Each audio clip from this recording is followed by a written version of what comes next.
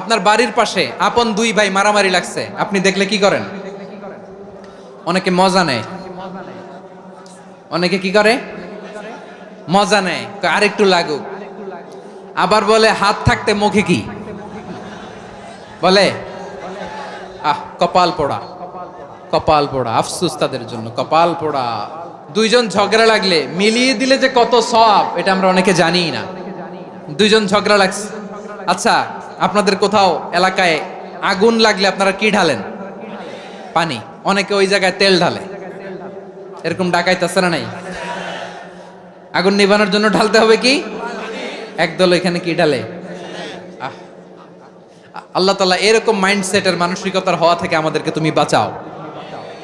ঝগড়া লাগলে মিলিয়ে দিবেন। কি করবেন? 3 জায়গায় প্রয়োজনে মিথ্যা বলা যায়। কয় জায়গায় মিথ্যা বলতে? তাওরিয়া, মানে কথা একটু ঘুরিয়ে বলবেন। 1 নাম্বার, আপনার ওয়াইফকে খুশি করার জন্য। সে একটু এরকম না বলে একটু কৌশল করে বললে খুশি হবে, ওটা বলা যায়। 2 নাম্বার, জীবন মরণের ব্যাপার, জান বাঁচানোর জন্য একটু কৌশল করে ঘুরিয়ে বললেন, এটা জায়েজ। 3 নাম্বার, দুইজন ঝগড়া লাগছে তাদেরকে মিলিয়ে দেওয়ার জন্য কৌশল করে একটু মিথ্যা বলা, ঘুরিয়ে বলা জায়েজ। দুইজনের মধ্যে দেখলেন যে সম্পর্ক খারাপ, তো একজনরে বললেন, ভাই সে তো ওই দিন আপনার ব্যাপারে অনেক প্রশংসা। কি আমার ব্যাপারে প্রশংসা? তার সাথে তো আমার মারাত্মক সম্পর্ক। কি বললো? এই বললো আপনি নাকি এই করছেন ওই করছেন, অনেক প্রশংসা। লোকটার মন খুশি হয়ে যাবে তার ব্যাপারে, ঠিক কিনা? আবার তার সাথে যার ঝগড়া, ওরে যে বলুন, ভাই ওই দিন তো সে আপনার অনেক অ্যাপ্রিসিয়েশন করলো, অনেক। সে তো অবাক, কি রে বলে কি আমার? এই যে দুইজনের ব্যাপারে দুইজনের একটু ভালো ভালো কথা বলে দিচ্ছেন, একদিন দেখবেন রাস্তা দিয়ে হাঁটার সময় একে অপরকে সালাম দিয়ে ফেলছে, সালাম দিয়ে বুকে জড়ায় ধরছে, আছে না নাই? আবার মিলমিশ হয়ে গেছে। কিন্তু আমাদের স্বভাব হইলো, দুই প্রতিবেশী যদি একসাথে বসে একসাথে হাঁটে, দূর থেকে দেখলে আমাদের জলে, আছে না নাই? ঘটনা কি? এই দুইটার মধ্যে এত মিল কে? এই দুইটার মধ্যে গিরিঙ্গি লাগানো যায় কিভাবে? হ্যাঁ, এই বন্ধুত্ব, ফ্রেন্ডশিপ নষ্ট করা যায় কিভাবে? এরকম মানসিকতা সবার না, আমাদের অনেকের মধ্যে আছে না নাই? আল্লাহর কাছে তওবা করেন, এই মানসিকতার যেন আমরা না হই, আমরা মিলিয়ে দিব। কানগুলো খরগোশের কানের মতো খাড়া করে শুনুন পেকুয়ার ভাইরা। বিশ্বনবী বলেন, আলা উখবিরুকুম বিআফদাল দারাজা, আলা উখবিরুকুম বিআফদাল মিন দারাজাতিস সিয়ামি ওয়াস সালাতি ওয়াস সাদাকা। হে আমার উম্মতেরা, নামাজ, রোজা, দান, দেখেন নামাজ, রোজা, দানের চেয়েও বড় কোনো শ্রেষ্ঠ ইবাদতের কথা আমি কি তোমাদের বলবো না? সাহাবারা তো অবাক, বলে কি নামাজের চেয়ে বড় ইবাদত, রোজার চেয়ে বড়, দান করার চেয়ে বড় ইবাদত? সাহাবীরা বললেন, বালা ইয়া রাসূলুল্লাহ। নবী বলেন, বিশ্বনবী বললেন, নামাজের চেয়েও বড়, রোজার চেয়েও বড়, যাকাতের চেয়েও বড়, সাদাকার চেয়েও বড় একটা ইবাদত আছে, আমি কি তোমাদের বলবো না? সাহাবারা বললেন, ইয়া রাসূলুল্লাহ, বালা, অবশ্যই বলবেন, সেটা কি? বিশ্বনবী বললেন, ইসলাহু যাতিল বাইন। দুইজন যখন ঝগড়া লেগেছে, তোমার দুই ভাই যখন ঝগড়া লেগেছে, এই দুইজনের মধ্যে বিরোধ মিটিয়ে মীমাংসা করে দেয়া হচ্ছে সবচাইতে সেরা কাজ। দুইজন ঝগড়া লাগছে, ইসলাহু যাতিল বাইন, দুইজনের মধ্যে মিলিয়ে দেয়া, এটা নামাজ, রোজা, সাদাকার চেয়ে বেশি সওয়াব। সুবহানাল্লাহ, এত আস্তে? হ্যাঁ, ওয়াত্তাকুল্লাহ ওয়া আসলিহু যাতা বাইনিকুম, সূরা আনফাল। আল্লাহ বলেন, আল্লাহরে ভয় করো, ঝগড়া লাগলে মজা নিও না, ওয়াত্তাকুল্লাহ, আল্লাহরে ভয় করো, ফাসলিহু যাতা বাইনিকুম, মিলিয়ে দিও। তাহলে আমরা মিলায়ে দিব। রাজি আছেন তো?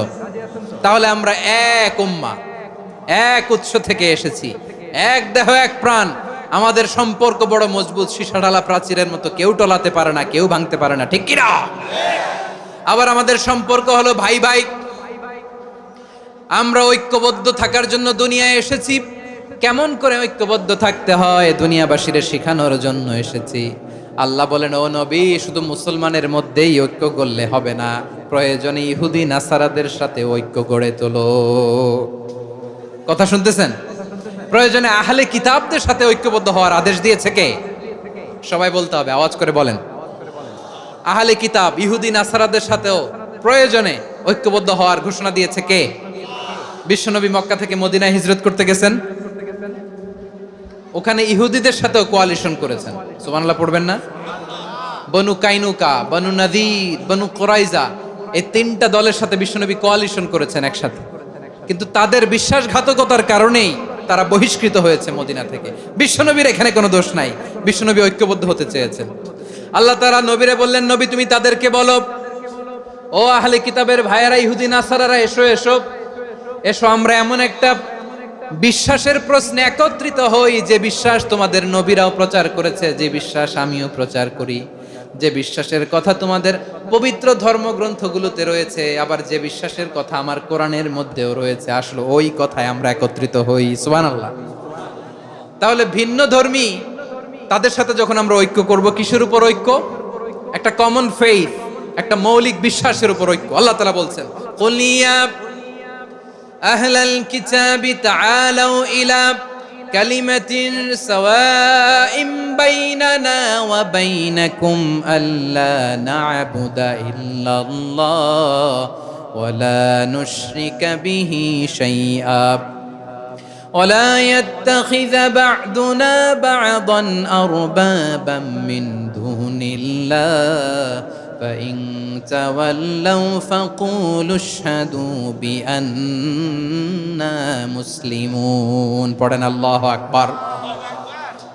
রব্বুল আলামিন বিশ্বনবীর ডেকে বললেন, নবী তোমার প্রতিবেশী ইহুদিদেরকে ডেকে বলো, তাআলাউ ইলা কালিমাতিন সাওয়াইম বাইনানা ওয়া বাইনাকুম, ও ইহুদিরা আসো, এক টেবিলে বসি, আসো এমন একটা কথার উপরে আমরা সবাই একমত হয়ে যাই, যেই কথা তোমরাও মানো আমরাও মানি, সেটা হচ্ছে আল্লাহ ছাড়া আমরা কারো ইবাদত করব না, আমরা সবাই মিলে ইবাদত করি একজনের, তিনি কে? আল্লাহ ছাড়া কারো ইবাদত চলবে না, আল্লাহর সাথে আমরা শরীক করব না, আল্লাহ ছাড়া নিজেরা নিজেদেরকে রব হিসেবে মানব না। এই তিনটা বিষয়ে যদি একমত হও, চলো আমরা একসাথে বসি, আমরা ঐক্যবদ্ধ হই। পড়েন সুবহানাল্লাহ।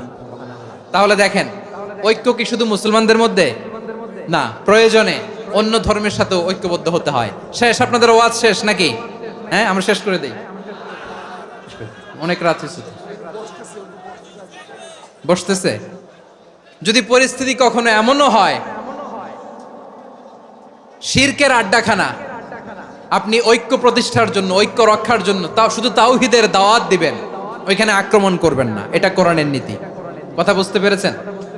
সামনে শিরকের কি কথা কয় না, শিরকের কি আড্ডাখানা, আখড়া। কিন্তু ঐক্য বজায় রাখার জন্য, গৃহযুদ্ধ এড়ানোর জন্য আপনি শুধু এটা যে শিরক, এটা হারাম, এটা থেকে তোমরা বেঁচে থাকো, শুধু দাওয়াত দিবেন, আপনি আক্রমণ করবেন না, এটা কোরআনের বিধান। সুবহানাল্লাহ কইবেন না? এই চমৎকার ঘটনাগুলো আপনারা শোনাইতে পারবো এরকম বিশৃঙ্খলা করলে। মূসা আলাইহিস সালাম আল্লাহর সাথে সরাসরি কথা বলতেন, ওয়া কাল্লামাল্লাহু মূসা তাকলিমা। সুবহানাল্লাহ পড়েন, আওয়াজ তুলে সবাই বলেন সুবহানাল্লাহ।